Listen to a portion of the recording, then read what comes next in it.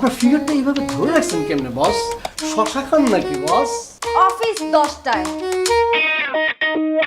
আর তুমি এখনো মনের আনন্দে তেলবাজি প্র্যাকটিস করতেছো? আচ্ছা, প্রতিটা দিন যে তুমি এরকম করো, তোমার চাকরিটা কেন যায় না আমি বুঝি না। রত্না, তুমি তেলবাজির মাহাত্ম্যটাই বুঝতেছো না, গুরুত্বটাই বুঝতে পারতেছো না। যদি তুমি বুঝতা তাহলে আমার সাথে এরকম সব সময় খিটমিট করতো না, বুঝছো? এত তেলবাজি ভালো না মামুন, এই তেলেই তুমি একদিন পিছলা খাবাই, আমি বলে দিলাম। শোনো, খবরদার, খবরদার আমার সামনে আসবা না, আমাকে তেল দেওয়ার চেষ্টা করবা না তুমি। বুঝতে পারছি তোমার এই তেল পছন্দ না, তোমাকে ডিজিটাল তেল দিতে হবে।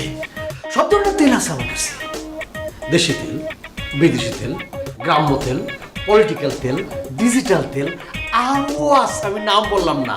যে দেবতা যে তেলে অভ্যস্ত, এই মামুন সে তেল দিতে কোনো কার্পণ্যবোধ করে না। এতদিন আমার সাথে থেকেও চিনতে পারো নাই, কোনো তেলে পিছলা খাওয়া বান্দা আমি না।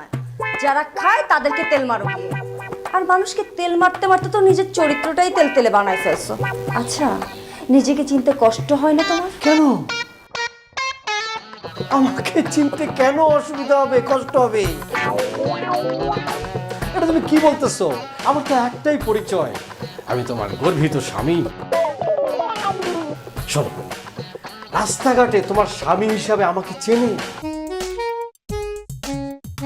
তোমার সে কি নাম,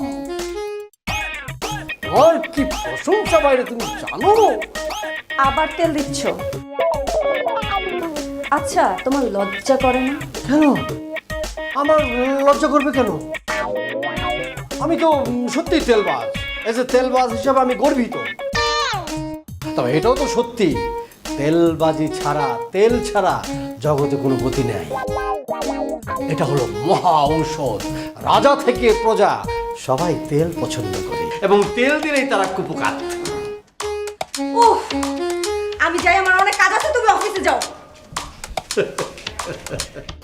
যত যাই হোক, মুখের হাসি ধরে রাখতে হবে। যত অপমান যাই বলুক, রেগে যাওয়া যাবে না।